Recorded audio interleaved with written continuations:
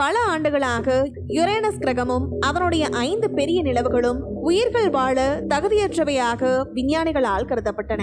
ஆனால் இந்த சிந்தனை தற்பொழுது மாறி உள்ளது. இதற்கு பதிலாக இங்கு பெரிய கடல்கள் இருக்கலாம் என்றும் யுரேனஸ் கிரகத்தின் நிலவுகளில் உயிர்கள் வாழும் சாத்தியக்கூறு இருப்பதாகவும் தற்போது விஞ்ஞானிகள் கூறியுள்ளார்கள். அதனை பற்றி இந்த வீடியோ தொகுப்பில் பார்க்கலாம். யுரேனஸ் கிரகத்தை பற்றி நமக்கு தெரிந்த செய்திகள் அனைத்துமே நாசாவினுடைய வயேஜர் 2 விண்கலத்தின் மூலம் அறியப்பட்டவை. இது நடந்து கிட்டத்தட்ட 40 ஆண்டுகள் ஆகிவிட்டன. ஆனால் சமீபத்திய ஆய்வில் வயேஜர் 2 விண்கலத்தின் பயணமும் சக்தி வாய்ந்த சூரிய புயலும் ஒரே சமயத்தில் ஒத்துப்போனதால் யுரேனஸ் கிரகத்தை பற்றியும் அதன் அமைப்பை பற்றியும் தவறான சிந்தனைகள் எழுந்துள்ளதாக தெரிய வந்துள்ளது. யுரேனஸ் கிரகம் மிகவும் அழகான கோள். பனிக்கட்டி வளையங்களை கொண்டு நமது சூரிய குடும்பத்தின் வெளிப்புறத்தில் உள்ளது. இது மிகவும் குளிரான கோள்களில் ஒன்றாகும்.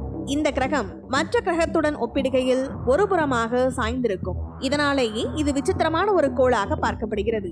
இந்த யுரேனஸ் கோளின் படங்களும் அதன் நிலவுகளின் புகைப்படங்களும் 1986ஆம் ஆண்டு வயேஜர் 2 விண்கலம் மூலம் அனுப்பப்பட்டது.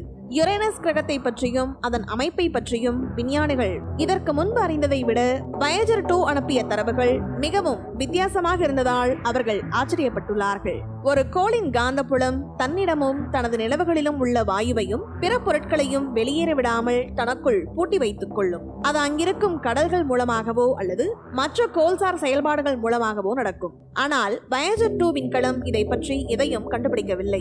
அதனால் யுரேனஸ் கிரகமும் அதனுடைய 5 பெரிய நிலவுகளும் உயிர் வாழ தகுதியில்லாத கோளாக பார்க்கப்பட்டது.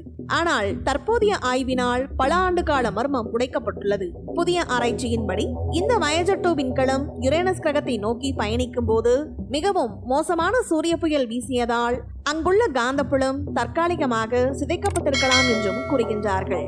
மேலும் இது குறித்து லண்டனைச் சேர்ந்த பல்கலைக்கழக கல்லூரியின் டாக்டர் வில்லியம்டன் கூறுகையில், கடந்த 40 ஆண்டுகளாக யுரேனஸ் கிரகத்தை பற்றியும் அதன் நிலவுகளை பற்றியும் தவறான பார்வை மற்றும் கருத்துக்கள் நம்மிடம் இருந்துள்ளது என்றும் உயிர்கள் வாழ்வதற்கு தேவையான சூழலை அங்குள்ள நிலவுகள் வழங்கலாம் என்றும் அங்கு கடல்கள் இருக்கலாம் என்றும் அதில் மீன்கள் கூட வாழலாம் என்றும் தெரிவித்துள்ளார். மேலும் பழைய தரவுகளை படிப்பது மிகவும் அவசியமானது என்றும், ஏனென்றால் சில சமயங்களில் அதற்கு பின்னால் புதிய கண்டுபிடிப்புகள் ஒளிந்திருக்கும் என்றும் அதனை கொண்டு வருங்காலத்திற்கு தேவையான விண்வெளி ஆராய்ச்சி செயல் திட்டங்களை மேற்கொள்ள முடியும் என்றும் விஞ்ஞானிகள் கூறுகின்றார்கள். வயேஜர் 2 விண்கலம் யுரேனஸ் கிரகத்தையும் அதன் நிலவுகளையும் சென்றடைந்து 40 ஆண்டுகள் ஆகிவிட்டன. அடுத்த 10 ஆண்டுகளில் யுரேனஸ் ஆர்பிட்டர் மற்றும் ப்ரோப் என்ற ஒரு புதிய திட்டத்தை நாசா தொடங்க உள்ளது. மேலும் நாசாவின் விஞ்ஞானிகள் வயேஜர் 2 தரவுகளை மறு ஆய்வு செய்ய முடிவெடுத்துள்ளார்கள்.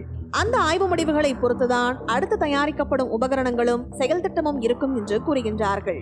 இத்தனை ஆண்டுகளாக எந்த கோளை உயிரற்றதாக விஞ்ஞானிகள் எண்ணினார்களோ அங்கே உயிர்கள் வாழ்வதற்கான சாத்தியக்கூறுகள் தற்போது அதிகம் காணப்படுகிறது என்று நாசா கூறியுள்ளது.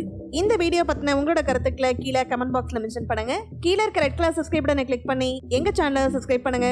அண்ட் பக்கத்துல இருக்க பெல் ஐகானை கிளிக் பண்ணீங்க அப்படின்னா எங்களோட நோட்டிபிகேஷன் உங்களுக்கு உடனுக்குடன் வரும். தேங்க்யூ.